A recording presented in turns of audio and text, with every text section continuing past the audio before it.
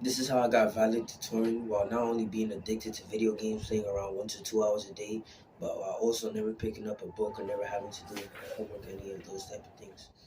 I remember back then in middle school when COVID hit, a lot of people cheated, but before it was pretty easy. I never really struggled, and I wasn't never really the smartest kid. Just imagine sitting in class, just sleeping all day.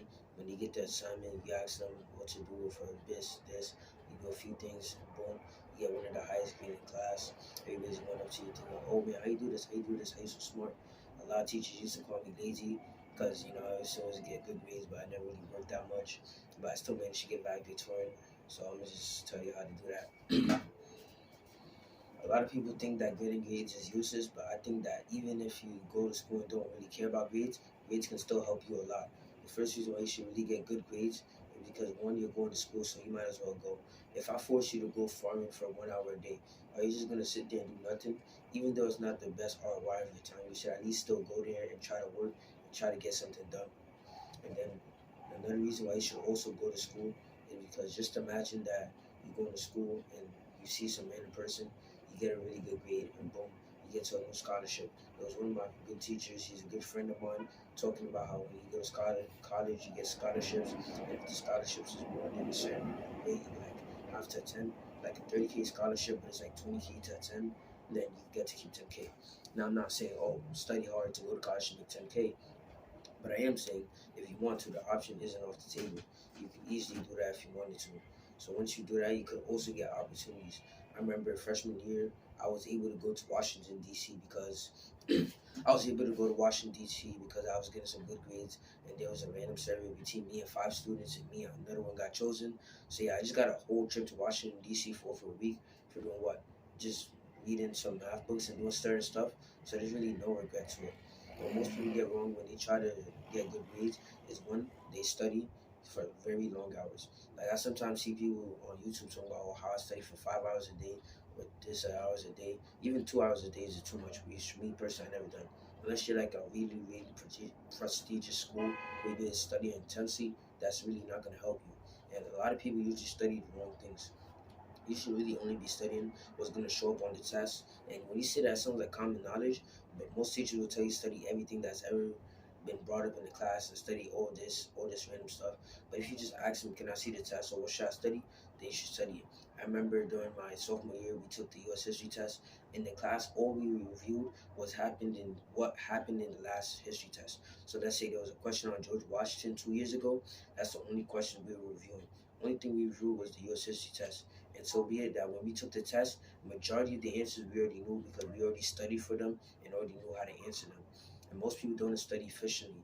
They usually study with a big classroom, so many people screaming, throwing papers, not listening, or maybe the teacher just waiting for them to be quiet. You gotta be locked in when you're studying, and it's really hard to be locked in class, even if it's in a good class. So if you want to actually study without having to study, the first thing you need to do is make sure when you're at home, you're working your absolute hardest. You're not gonna no, not when you're at home. When you're at school, you're working your absolute hardest. Because think about it, if you're in school for 8 hours a day, why would you waste your time in there so it wastes more time of yours outside of school? When I'm inside of school, I have the mentality that I don't want to never have to touch any schoolwork outside of school. Like I have the mentality that no matter how hard I work, there's gonna be nothing for me to do outside of school. Like work so hard that when you go home and maybe your parents will be like, you got any homework or any assignments to do? Be like, nah, finish them all.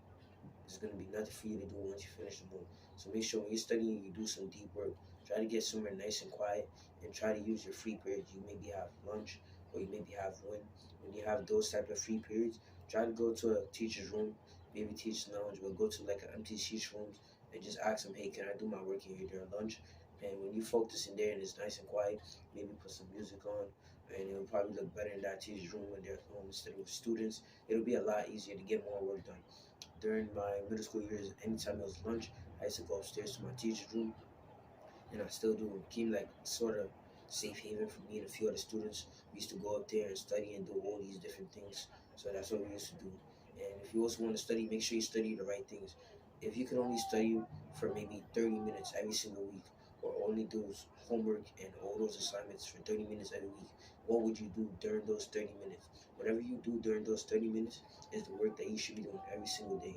Like some classes, you don't need to study or do any homework and still ace. Like I used to take Spanish, and I did not take that class seriously. I was just lazy, just messed around in that class.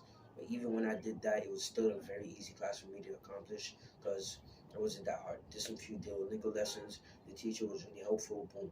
But when it comes to a class like ELA, where I have to write 2-page assignments and I have to do all those different things, that one it's a lot easier and helps me a lot better when I take my time and spend more time working on those. So if I had to do that 30 minutes, I wouldn't spend my time working on Spanish, but stuff like ELA. Once you answer that question, now you know the 20% of work that you should be focused on. So to recap everything I said, you need a one, just don't study for long hours, just do deep work, making sure when you study, it's worth hours while only being maybe 30, 45 minutes. Next, study only the things that are important. There's a lot of classes that aren't that useful. I'd say you gotta focus on your core classes or the classes you struggle with the most. And just make sure you just work hard in school. Don't waste your time. Just spend as much time you can working. Because if you're gonna be in school, you might as well work so it doesn't waste your time outside of school. Like if you were forced to farm on an island, right? You got to go home every single like you had to farm there for a week. Would you go home and then be like, oh shit, I forgot to farm this apple or do this, right? No, that wouldn't be very nice or very helpful for you anyway. So yeah, if this video helped you, make sure to subscribe to my channel. I got a lot more valuable videos. If you need any help in school, I have a coaching link. Just comment down below and I'll send you the coaching link, man. Hope this video helped you. Have a nice day.